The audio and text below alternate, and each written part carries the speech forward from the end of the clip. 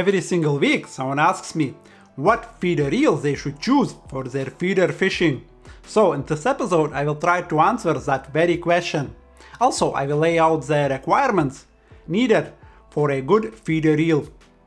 I will split up this video into two sections. In the first one I will lay out the requirements, 3 of them, and in the second part I will demonstrate what feeder reels I'm using myself for my feeder fishing. Let's go!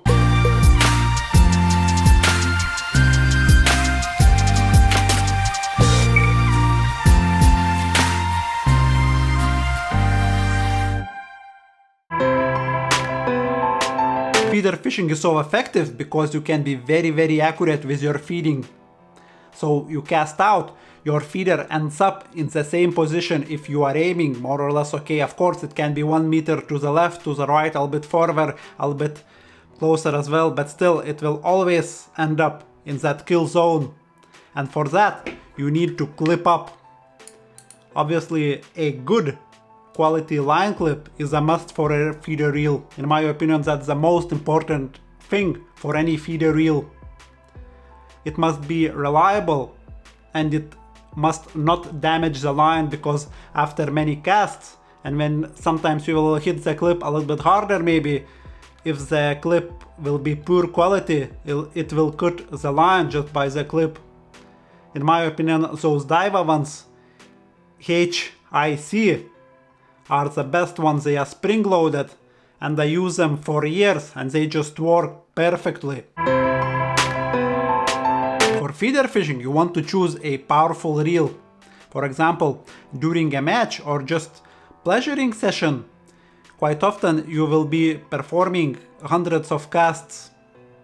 And obviously the feeder is not very hydrodynamic when you retrieve it, so it acts more or less like a parachute. And that's very demanding on the reel, especially with those heavy feeders and big feeders as well.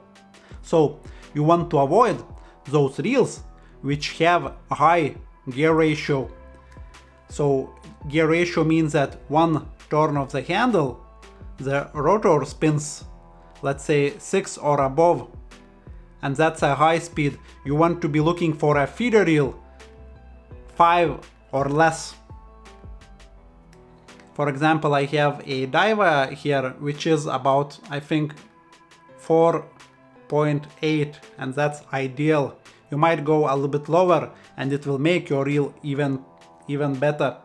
Another thing you have to remember, if you will be using a high gear ratio reel and you will be cranking it up with small and light feeders, quite often you will be using light and long hook links. And if you will reel those hook links through the water quickly, you will end up in a mess when your hook link will spin and just ruin itself. Slower reels protect or prevent that issue a little bit. And also those fast reels, they just will give up eventually because they are not really designed to be used like under constant pressure.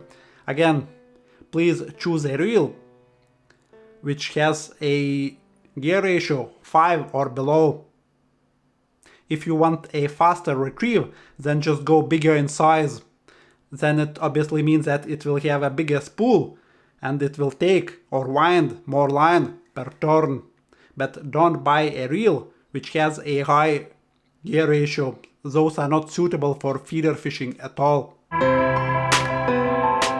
Also, quite often people ask how to match a reel with a rod. Even though there aren't any like golden rules, but I always advise the following. With a 12 feet rod, so 3 meters and 60 centimeters, you want to go with a 4000 reel more or less. I do understand that quite often 4000 from Daiwa will be different from 4000 from Shimano, Okuma and others. But that's a good start. With a 13 feet rod, or like 3 meters and 90, you want to go really with a big reel, so 5-6,000 or mini big pit from Carp World as well. With shorter rods like 11 feet or 3 meters and 30, you want to go with a 3000 size reel. And now very quickly about the reels I use for my own feeder fishing. I have a couple on the table here. I will start with a smaller one. I have two of these older Daiwa TDRs, 3000 size, and I use them on 11 feet rods. They are very, very nice reels, and they have everything I need really from a light feeder reel.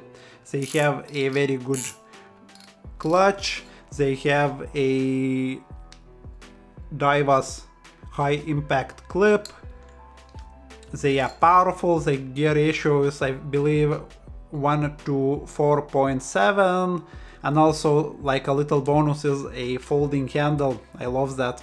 Again, you will say that it wobbles a little bit. I don't mind that. When I am fishing, I don't feel that wobble at all. But practicality, when you can just fold the handle after you are done fishing, it's like very, very good from the practical point of view. Awesome reels, really. Then I have a bigger reel, which is quite old actually. That's a Daiwa TDM. I believe that's about 4 years old, and it more or less it has everything this reel has, just probably not as the components are not as good quality. Having said that, as I mentioned, I have 3 of these reels, and for about 4 or 5 years, I can't even remember, but they are awesome.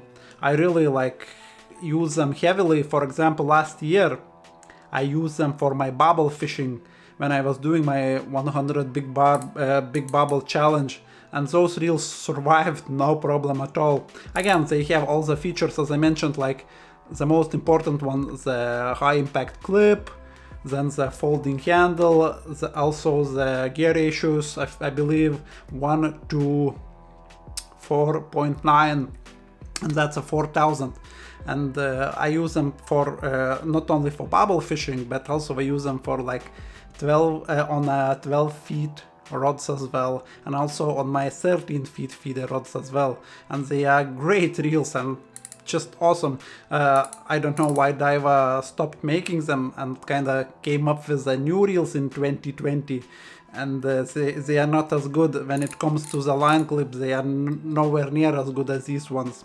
I believe Daiwa at some point they will kind of work out what mistakes they are doing and will put the high impact clip back onto the spools. Again, great reels, love them for my heavier feeder work. But it will be it from me for today. I hope I have answered that question once and for all, what feeder reel to choose. Thanks for watching and see you in the next one.